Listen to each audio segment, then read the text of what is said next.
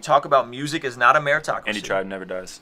When we talk about music is not a meritocracy, when we talk about what is marketing, that everybody markets, even the biggest artists in the world market, even Kendrick Lamar and Jay-Z, who got you all thinking, don't market, everybody markets. When we're talking about people appealing to different groups, and it's not just about the numbers, though social proof is a huge psychological factor of how you guys perceive music. Me and Mogli are like nerds when it comes to music, so we are going to be into obscure stuff that has less than 1,000 followers. Like I don't know if you've heard of Greg Cox. I've been really into Greg Cox. Greg Cox has like 8,000, 7,000 followers on Instagram, less than 500 subscribers on YouTube. I think he's freaking dope, right? Yeah. But me and you have a different capacity and a palette to understand that everything isn't about the numbers. Yeah. The average consumer, it's hard for them to distinguish that. So when John Keith comes out and say, hey, he never said he was better than NF. Let's just get that clear. He never says he was better than F. What he said was, specifically, I think I make better music than NF. And you know what, bro? Honestly, if you're an artist, I hope you think that. You know, I hope every artist is like, yo, I just want to listen to myself. I'm at this place of artistic self-actualization where I'm making the exact music that I want to hear. And that's not to be like on Kanye, you know, Yeezus level confidence. You know, I think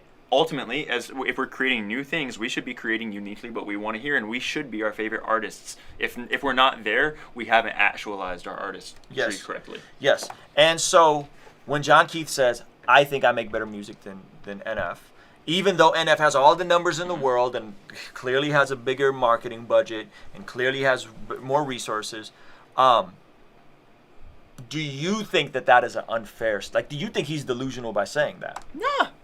No, I think he's feeling himself. And dude, the thing is, even if I don't agree, it's like, bro, if you feel yourself to that level, like that's part of what it's about.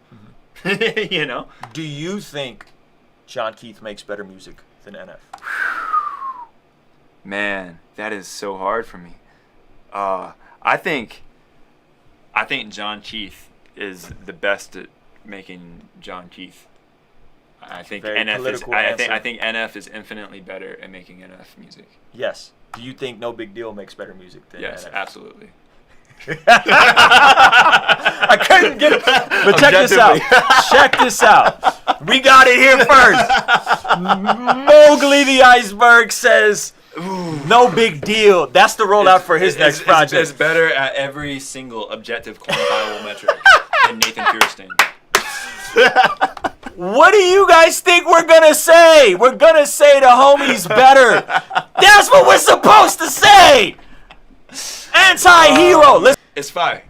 And it's gonna put this whole debate to rest, as far as I'm concerned. Yeah, okay. We'll see if about you that. don't think anti-hero is better, I think you wear Crocs and drink Alka-Seltzer water. You listen to Pandora exclusively. You subscribe to Pandora.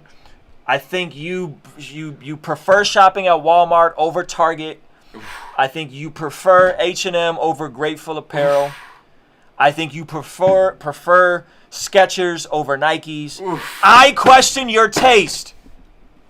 Fine. And he could be wrong. And I could be wrong. I could be wrong. And if we're honest, like let's just recap. As artists, I don't meet a ton. I haven't met too many people in the industry or like rappers. And maybe you could say it's from a place of bitterness and CHH. I don't know of a ton of people that are like, yeah, NF is the GOAT. You're probably one of the most gracious people in terms of really giving this man his roses. Yeah. Which is why I thought it was so appropriate to have this conversation. And I said this seriously, that I think that great artists normally recognize the greatness in other artists. You know, so like Nobigdyl, for example. He's not like an NF fan, but he will listen to an NF record and he'll be like, okay, I understand the appeal of this. And here's a tidbit, and I understand why this little part of why NF connects with this artist or with his audience. And here's a way I can get something from that. Yes. You know, and they look at that with everything, you know, instead of just the people is like, oh, mumble rap or whatever. It's like, oh, this is kind of creative. This is different. What is the appeal that's new and interesting in this? And how can I learn from it? This isn't right either, guys. So shout out to Blue Ninja. He said, NF is my top 3 because I relate to the pain, but I'm ashamed. I've never heard this before, because usually you guys are the annoying ones, if I'm going to keep it a buck with you, you NF fans, right? But he says, I am ashamed to share my opinion because people tell me to share my opinion, then get trashed by fellow Christians. No, I identify with that. But I don't care what people think. Yeah. Like, I've never heard that. It seems like he's fairly well embraced by just about everybody in the Christian world or in the Christian hip hop space. In the fan space, but in the artist space, yeah, people trash him. People are like, "Oh yeah, you listen to NF, your opinion is invalid." Yeah, you know? Which isn't right. That is not okay. And I'll sit here and when I was joking with the Crocs thing. Some of y'all take that really serious. So many people in my DMs. You said I wear Crocs. So guys, listen. Here's the big idea. The conversation we have today shouldn't drive anybody into bitterness, shouldn't drive anybody into, if I had what NF had, I'd be as big. Though I think there'd be a lot of people that would be as big. But it shouldn't drive anybody into those thoughts, because here is the big idea. You can go out and get it, and it's easier now, and you don't need a label than ever before. You could probably get more with tools like Toned In and understanding Facebook ads and lookalike audiences. You can probably get more bang for your buck and not have to take out a gajillion% interest loan from some major corporation that's gonna, keep you unrecouped. Yeah, and in fact, if you're independent, you can make NF money with a fraction of NF's platform. You can make NF money. Say that one more time. If you're independent, you can make NF money with a fraction of NF's platform. That's true.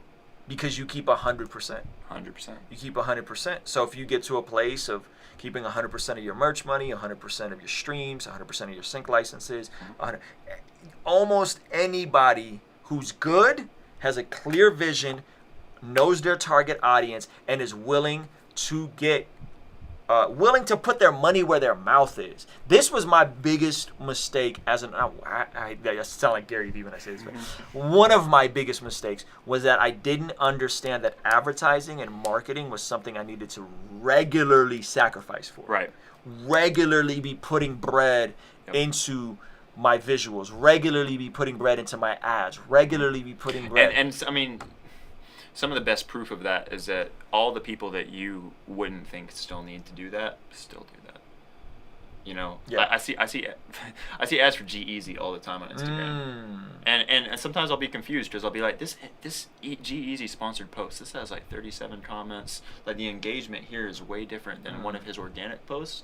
But the correct perspective is that anything you can do to knock on the door of somebody new is valuable, no matter how big you are. It's good. And anything you can do to constantly grow is valuable. Because a lot of people just see investing in yourself as a one-to-one thing. Like, if I spend $100 and that only yields me $15 in streams, it's not worth it. You've lost. If that's how you approach this music thing, you've lost. Yep. It's a wrap for you. If you're trying to get $1 for $1, I invest $1, I get $1. Because as me and we've been at this I've been on it for more than a decade. Yeah. I'm just now starting to have like amazing months. Like, I'm just now starting to see like, wow, I could potentially scale to multiple 6 figures and then 7 figures, right? 15 years in, 5 years of being full time. This stuff takes time, but guys, educate yourself. Learn this stuff. Use NF's blueprint to your advantage. This man gave us the blueprint. He literally, I just went over the whole thing, right? Like, use it to your advantage. Don't think that you shouldn't spend money on advertising. Don't think you shouldn't spend money on collaborations. Don't think you shouldn't spend money on merchandising. Don't YouTube ads. And even if you can't afford to drop 20 grand, like, starting, you have somewhere. to start, dude. Like the best time to plant a tree was 10 years ago. Second best time to plant a tree is today. Yeah.